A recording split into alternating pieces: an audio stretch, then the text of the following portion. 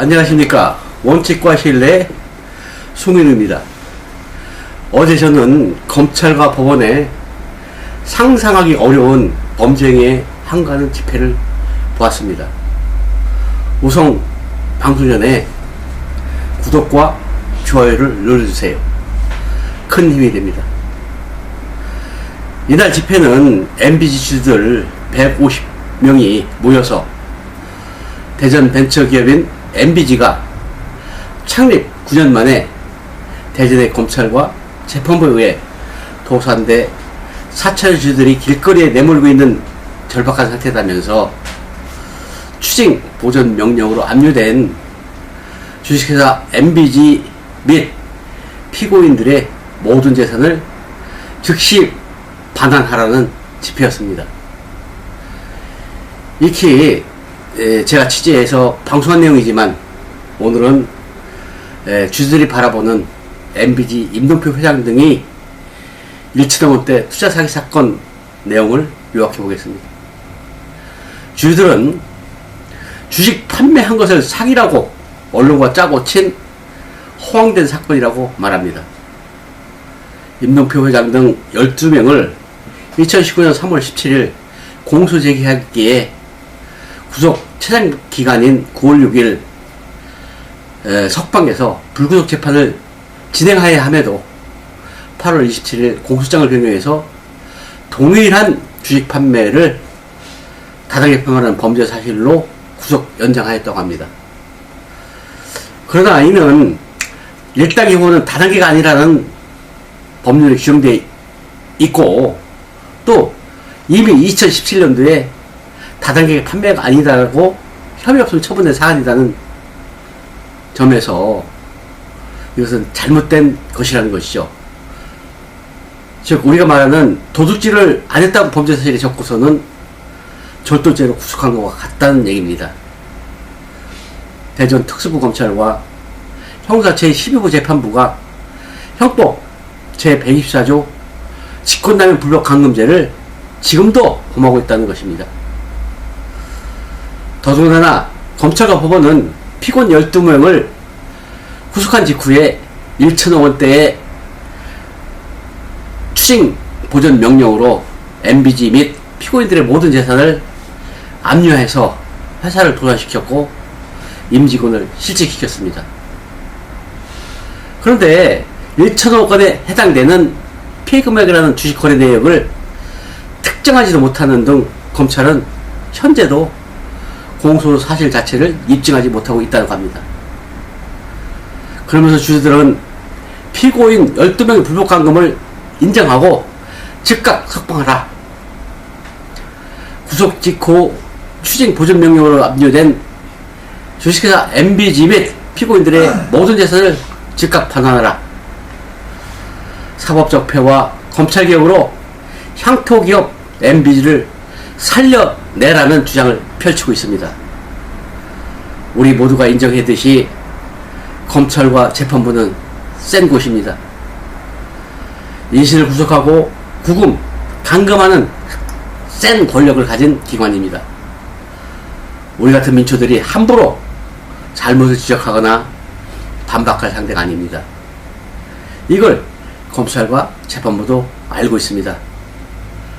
센 자기들을 민초들이 잘못을 지적하거나 한가지 못한다는 것을 알고 있습니다.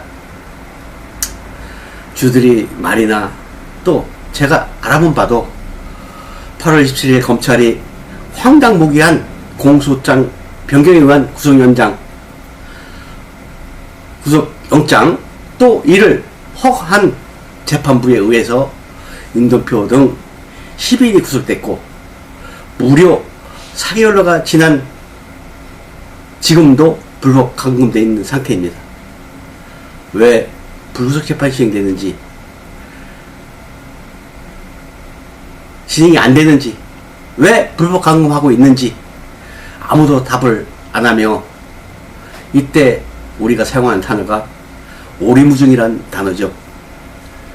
그러다 보니 검찰과 재판부는 잘못을 저지르고도 자기들끼리 서로 짜고 감춰주고 그러면서 뻔뻔하게 잘못을 시정하지 않고 궤변으로 혹세무민하고 있다고 봅니다.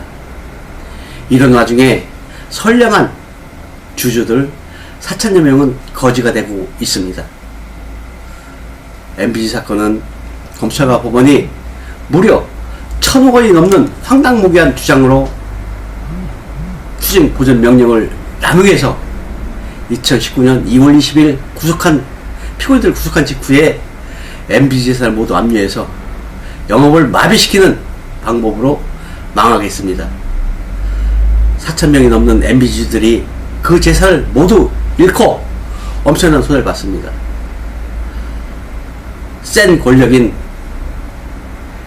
법원과 검찰이 MBC라는 대전기업을 부산시킨 것입니다. 이 과정에서 검찰과 법원이 상상도 하기 어려운 범죄 얘기를 했습니다.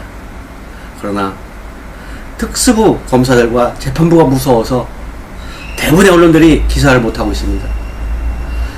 심지어 대한변호사협회마저도 진상규명을 거부하고 있습니다. 말해 못합니까?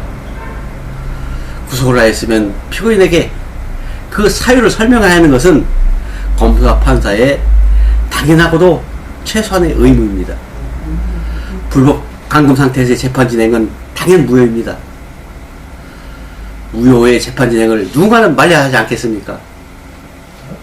불법 감금 여부에 대해서 대전지방법원도 대법원도 진행 중인 사건이라 답변을 못하겠다고 합니다.